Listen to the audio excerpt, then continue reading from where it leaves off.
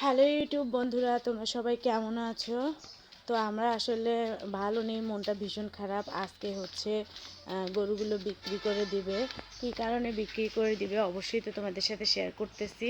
তো এই যে দেখো, গরুগুলোকে খাবার দিয়েছে, ওরা খাচ্ছেও না, ওদেরও মনটা খারাপ। ঠিক আছে, খেতে চাচ্ছে না। তোমাদের ভাই একটু বেশি করে এই যে খাবার দিয়েছে। তো গরুগুলো বিক্রি করা হবে, আমাদের একটু হচ্ছে টাকার প্রয়োজন।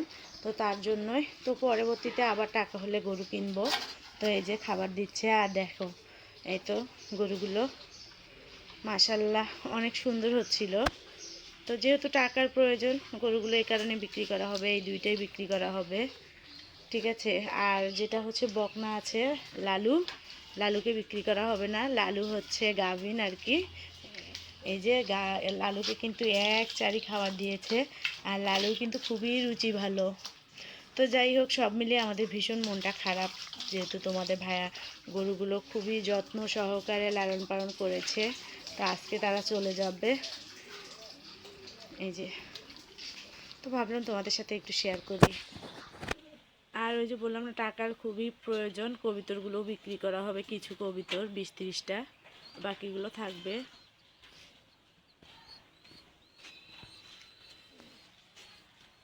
অভাব যখন দরজায় এসে কড়া নাড়ে, তখন কিন্তু আসলে মানে অনেকটা কষ্ট হয়। তারপরে কষ্টকে মেনে নিয়ে অনেক কিছুই নষ্ট করতে হয়। আর এই তো দেখেন, বলতে বলতেই চলে আসছে ব্যাপারী গরু নেওয়ার জন্য।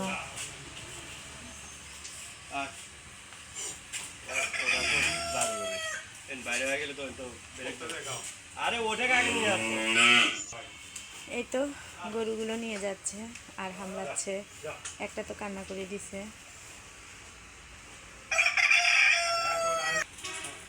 খুবই কষ্টের মাঝে আপনাদের ভাইয়ের গরুগুলো দিয়ে দিচ্ছে, আর একটা হামলাচ্ছে।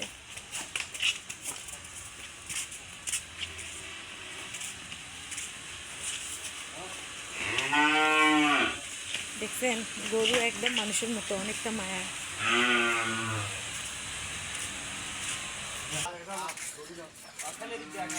এই যে ট্রাকে করে নিয়ে যাচ্ছে।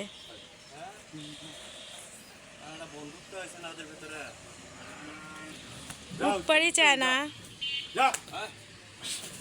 দেখছেন।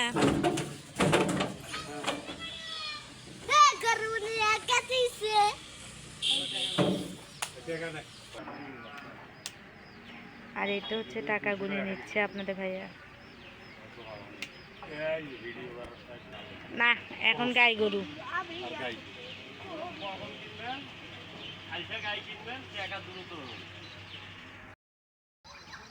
আজকে কিন্তু ওয়েদারটা খুবই খারাপ। এই যে সব কুয়াশায় ঢেকে আছে, মনে হয় বৃষ্টিও হবে। তো অন্ধকার অন্ধকার চারিদিকে। এই যে কিছুই দেখা যাচ্ছে না সেরকম। তো এরকম আকাশ থাকলে আসলে ভালো লাগে না।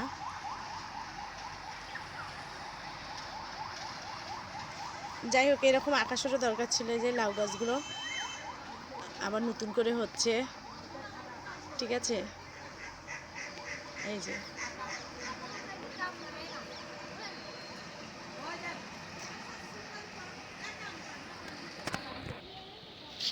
আর এই তো হচ্ছে গাছে পেঁপে পাকছে, নতুন গাছে। এখান থেকে পেঁপেটা পেরে নেব আর কি। তো যাই হোক, আমাদের ভিডিওগুলো যদি ভালো লাগে অবশ্যই লাইক কমেন্ট শেয়ার করে পাশে থাকবেন। চ্যানেলটিকে সাবস্ক্রাইব করতে একদমই ভুলবেন না। আর কি ধরনের আপনারা ভিডিও দেখতে চান অবশ্যই জানাবেন। আর এই তো দেখেন, পাতা পড়ে একেবারে রান্নার জায়গাটা কি অবস্থা হয়েছে। রান্না করতে পারবো কি না জানি না। তো তারপরেও চেষ্টা করবো এগুলো ঝাড়ু দিয়ে রান্না করার জন্য।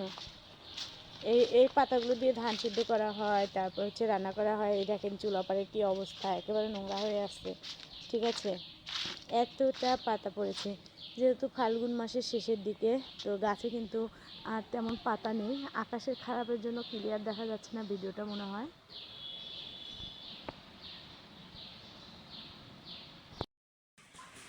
আর এই তো ঘরে চলে আসলাম, যেহেতু রমজান মাস, সবাই রোজা আছে, বাচ্চারা রোজা নেই। 2 বাচ্চার জন্য রান্না করব মোয়া মাছের চচ্চড়ি, লাউ শাক দিয়ে। গাছ থেকে কিছু লাউ শাক তুলে নেব। তো বাচ্চাদের জন্য কিন্তু এটা রান্না করব, বাচ্চাদেরকে চচ্চড়ি করে রান্না করে খাওয়াবো। বাচ্চাদের জন্য মাছের চচ্চড়ি করবো লাউ শাক দিয়ে, গাছের টাটকা শাক দিয়ে। এই যে তুলে নিচ্ছি কুমড়া পাতাগুলো। তেমনভাবে আসলে শাক পাতা নেই, যা আছে তাই নেব। আমার মেয়েরা আবার লাউ শাক খেতে খুবই পছন্দ করে।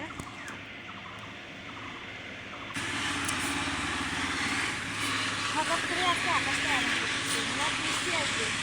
এই যে লাউ শাক নিচ্ছি, আর একটু নেবো, বেশি নেবো না। মাছের চচ্চড়ি উপরে দেবো।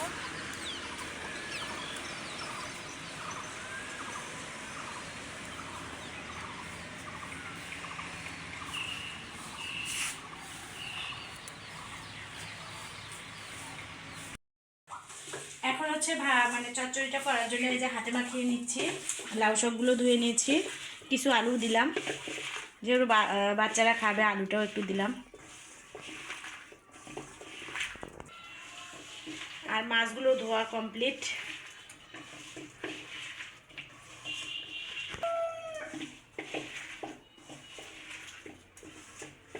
আমার কিন্তু এই যে মাখামাখি হয়ে গেছে, এখন হচ্ছে মাছগুলো দিয়ে দেবো।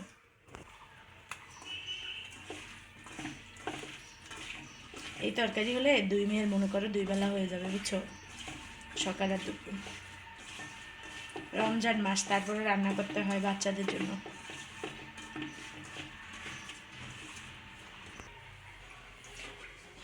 দিয়ে দিলাম এখন।